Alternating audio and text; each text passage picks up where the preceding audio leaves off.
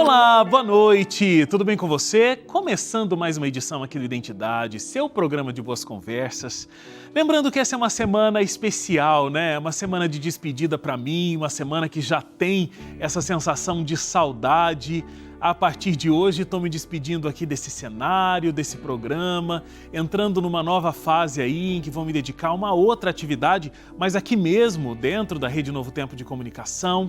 Por isso eu te peço, não perde nenhum episódio aí dessa reta final do Identidade comigo. A gente nessa semana, nós vamos ter convidados inéditos, convidados que têm histórias incríveis e vão passar por aqui.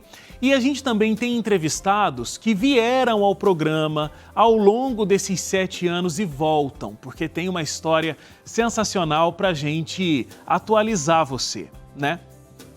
E aí, além das boas memórias, vou levar cada um de vocês aqui comigo também, viu? De verdade, no coração. Até porque o Identidade só existiu ao longo desses 7 anos porque você nos apoiou ao longo do tempo e vai continuar apoiando, né? Porque segunda-feira, dia 30 de maio, a gente tem uma reforma aqui do nosso cenário.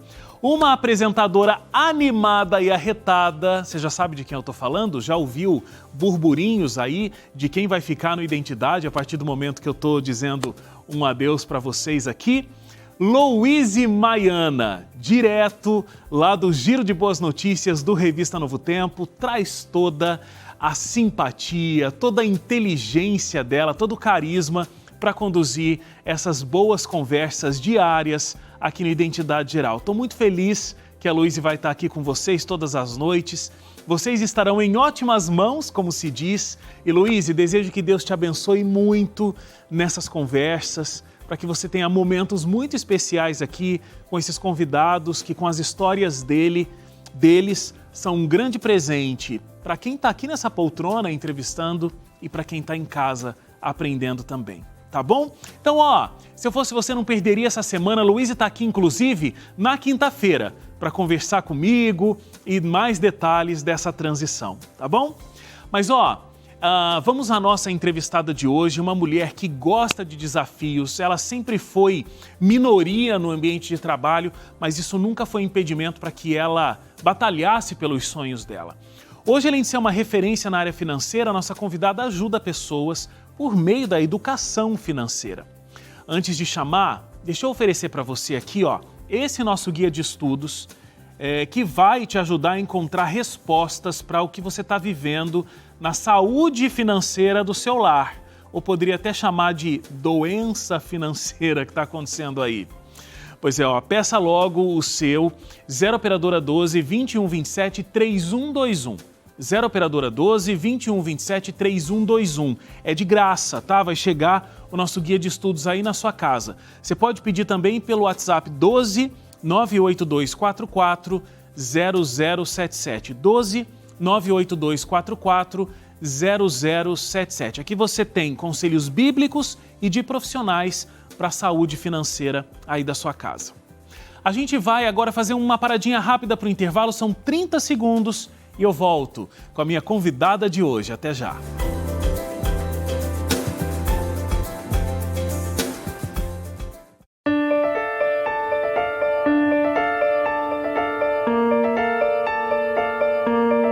Já de volta, e eu tô aqui com a Luciana. Muito obrigado, Luciana, pela sua presença. Eu que agradeço, Wagner, a oportunidade. Não, e eu tô muito aguardando aqui para saber como ficar sempre com a conta no azulzinho ou verde, como é que fala? Azul. Vamos sair daqui com a conta toda no azul. Vamos sair do vermelho e vamos pro azul. É isso aí. Mas olha, eu tô dizendo isso, né? Porque como eu disse inclusive na introdução aqui, a Luciana, ela é educadora financeira, especialista em finanças, assessora de investimentos, é sócia, inclusive, é sócia de um escritório, né, a RV4 Investimentos. Agora, me conta, Luciana, o seguinte, porque eu acho que de um tempo para cá, até a internet contribuiu para mudar essa imagem de que finança era coisa de homem, né? A gente tem grandes educadoras financeiras com canais no YouTube que acabaram conquistando esse espaço, mas sei que ainda é muito complicado, principalmente com pessoas mais velhas que de repente não estão nesse universo do YouTube, de influenciadoras, né, que são educadoras financeiras. Como é que você conseguiu quebrar essa coisa de mexer com finanças, é coisa de homem, e se colocar nesse mercado? Você sabia que até a década de 60 as mulheres não podiam ter uma conta bancária sem que o marido ou o pai consentissem? Década de 60 agora, 1960? 60 agora, 1960. Então, assim, na verdade, 62, né? Então, se a gente pegar, assim, a minha mãe, a minha avó, tinham essa exigência de que o homem ali responsável por elas assinasse. Era assim para trabalhar, era assim para que se pudessem se colocar e gerir as próprias finanças. Então, culturalmente, Wagner é muito recente. Então, a gente ainda traz isso, assim, muito próximo a nós. E as mulheres ainda têm ali uma dificuldade, muitas vezes, de se colocar nesse universo. Então, apesar de já sermos mais da metade da população, quando a gente olha alguns dados, por exemplo, na Bolsa de Valores, nos últimos 10 anos a gente fica ali sempre entre 20% e 25%. Ainda não conseguimos romper essa fronteira. Então, as mulheres já vêm aí nos bancos, nas instituições financeiras, sempre em cargos de base, dificilmente nos níveis mais altos, de diretoria e assim sendo, com investimentos mais conservadores. E hoje, assim, a maior parte do meu público, tenho muitas clientes mulheres. Então, além de tudo, é um propósito, porque quando a gente tem as finanças bem organizadas, tudo na vida fica melhor. Com certeza. Não, você falou uma coisa, né? A mulher, ela é mais... Qual foi a palavra que você usou? Mais conservadora. Inclusive, no trânsito, né? A gente sabe que o seguro é mais barato para a mulher, o seguro de carro é mais barato para a mulher do que para o homem, justamente porque ela é mais cautelosa. E em diferentes áreas da vida, né? Por muito tempo, já que a gente está falando sobre esse assunto de finanças, tem aquele estigma, assim, de que a mulher gasta. Ah, a mulher não pode ver um sapato que ela vai lá, compra e roupa e não sei o que e tal. Bom, realmente as mulheres gostam de alguns artigos específicos, mas os homens também fazem isso. E, inclusive, esses luxos que os homens se dão o direito de comprar, eles muitas vezes são mais caros do que os das mulheres. Com certeza. Porque aí é o mundo do eletrônico, é a coisa do carro, né?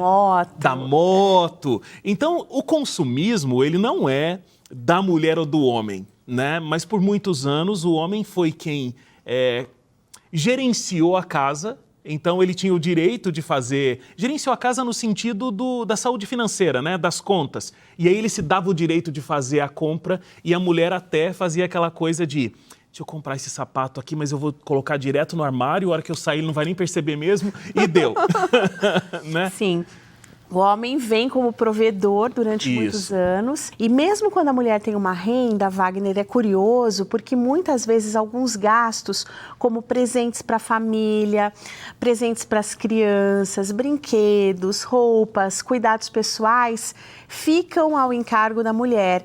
Então são gastos difíceis de mensurar, difíceis de medir, é diferente, né?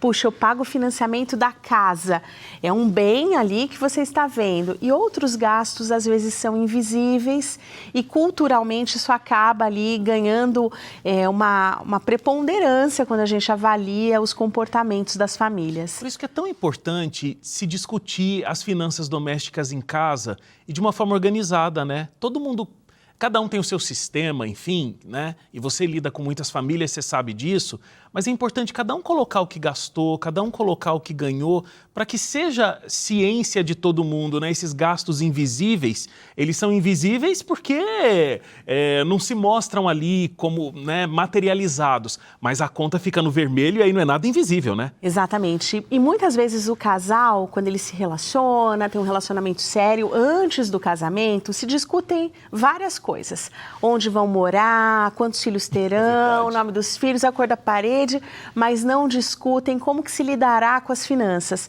Quem vai pagar água, luz, o que vai fazer com a sobra do recurso. E aí depois esse se torna um dos principais problemas matrimoniais. Exatamente. Né? Você falou, Luciana, sobre a história recente da mulher operando financeiramente, né? E é muito recente também a história de mulheres, eu digo com toda a força, né, indo para o mercado de trabalho. Sim. Embora existam melhoras, as mulheres vêm se destacando no mercado de trabalho, mas muitas vezes elas têm a mesma função dos homens, isso é muito discutido na mídia, e elas ganham inferiormente a eles, né? A gente tem um dado aqui que é da Organização Mundial da Saúde, Nos últimos 27 anos, a diferença nas taxas de empregos entre homens e mulheres diminuiu menos de 2%.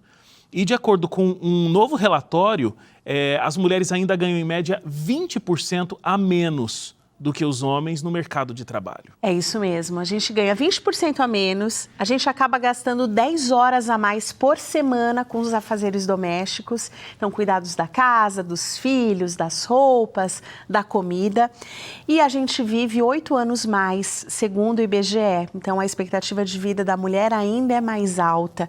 Então veja, é menos dinheiro que precisa durar muito mais tempo e a mulher acaba tendo menos tempo para se dedicar ao estudo, a essas questões financeiras.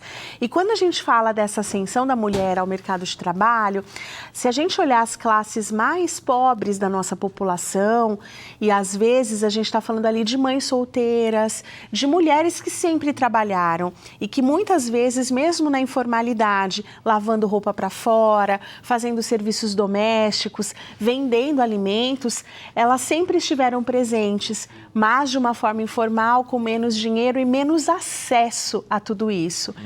Também tem algo, Wagner, que o homem às vezes se joga mais, mesmo sem dominar o assunto, ele vai e se coloca e começa a fazer, né?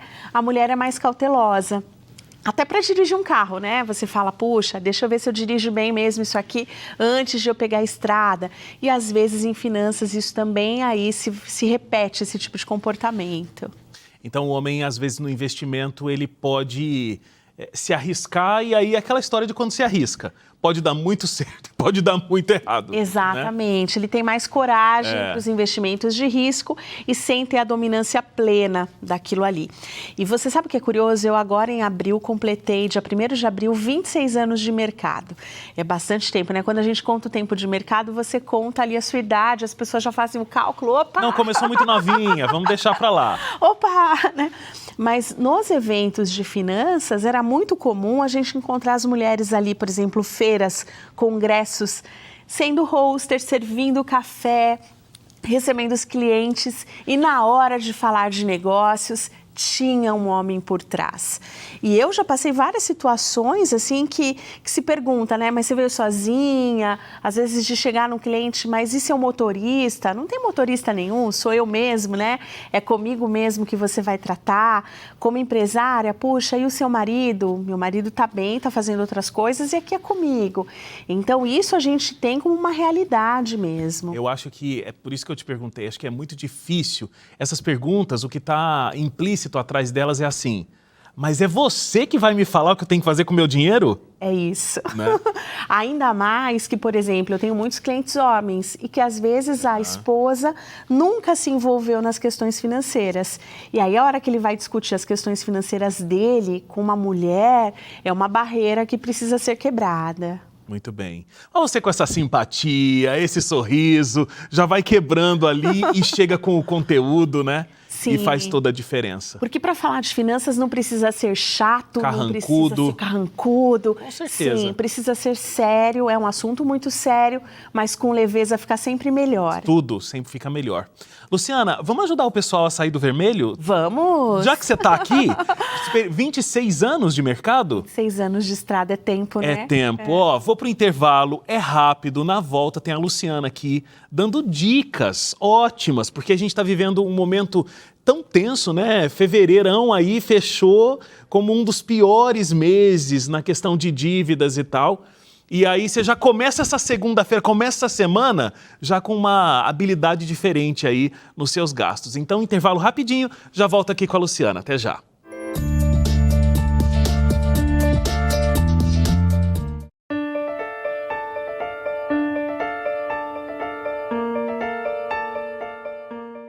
Já de volta aqui o Identidade, a gente está conversando com a Luciana, que é educadora financeira, tem realmente muita experiência, são 26 anos de estrada, tem muita experiência para ajudar a gente a cuidar da nossa saúde financeira.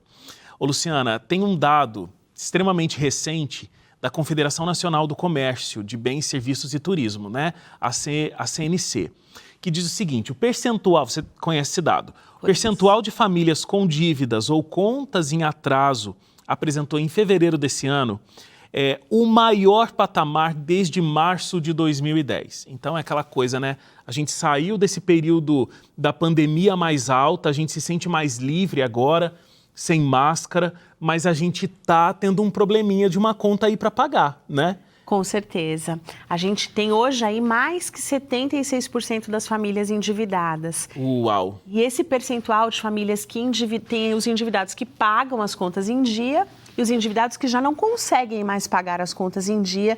E a gente já tem 10% de famílias com dívidas em atraso, inadimplentes. Então, esse é um dado realmente preocupante e que precisa ser olhado com cuidado. Qual é a regra de ouro? Se você tivesse que falar assim, ó, tem muita coisa para fazer, mas eu não posso te contar tudo aqui agora.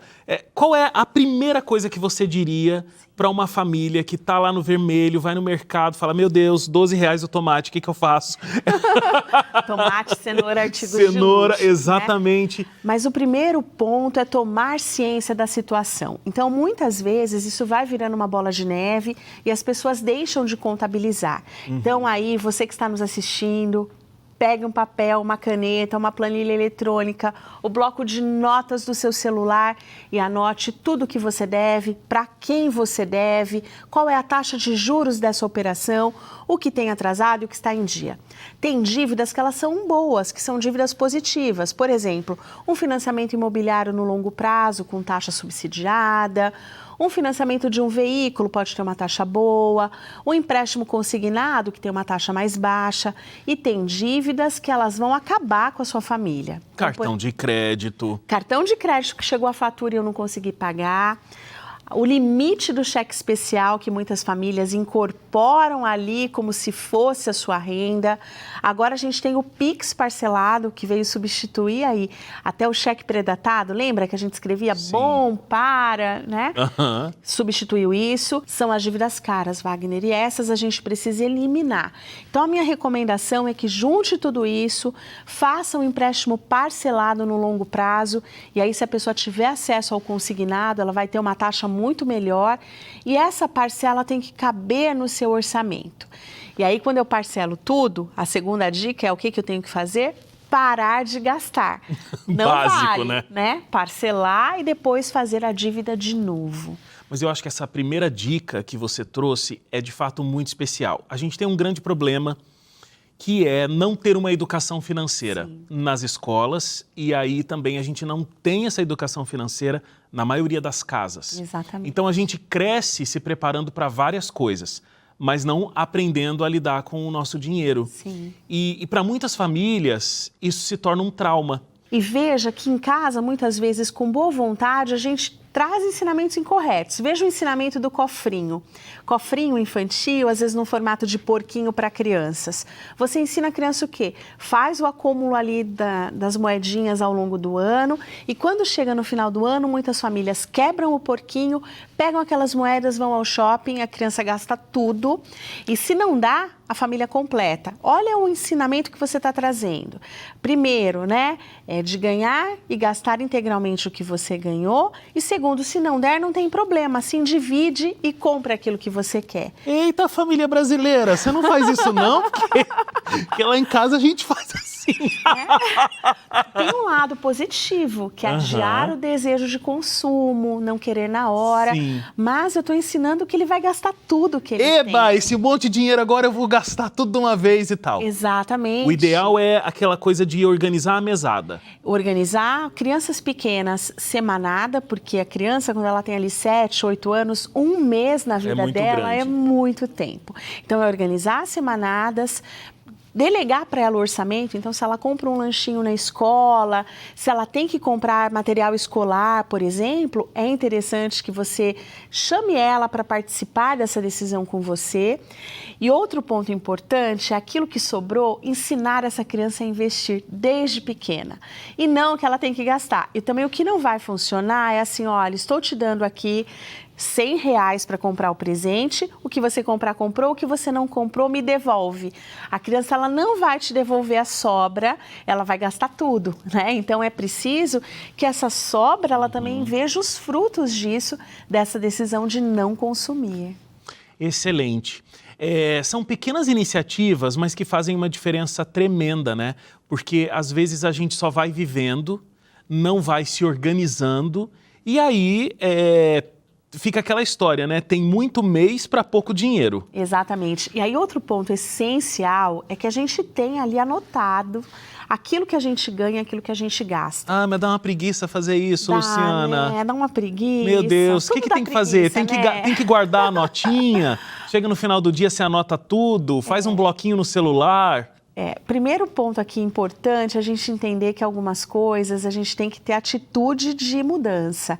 Orar é difícil, estudar é difícil, manter a casa limpa é difícil, mas garantem pra gente uma qualidade de vida melhor, né? Então hoje a gente consegue ter uma facilidade muito maior, porque pagando por Pix ou pagando por débito ou por cartão, na verdade já se tem o serviço ali de você ter os dados daquilo que você gastou. Tá tudo pesquisadinho, você pode pesquisar ali no seu extrato e tá tudo certo. Exatamente, mas por que é tão importante você anotar? 99% das pessoas com quem eu converso não sabem o quanto gastam e também nem sabem o quanto ganham, porque entra o dinheiro na conta e sai da conta e ela simplesmente olha no final se ficou vermelho ou se ficou azul, de uma forma bem passiva.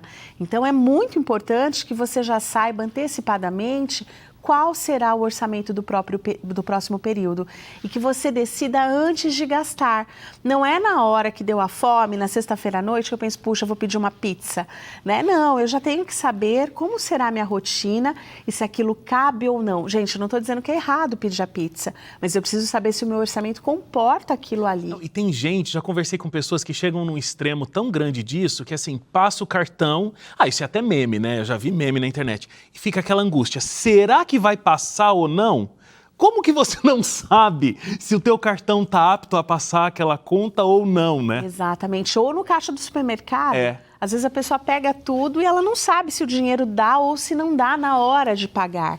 Então, quando você assume esse protagonismo, entendendo, né, que não é a culpa do outro, do mundo, dos políticos, essa é a sua parte, tudo começa a ficar diferente. Com certeza.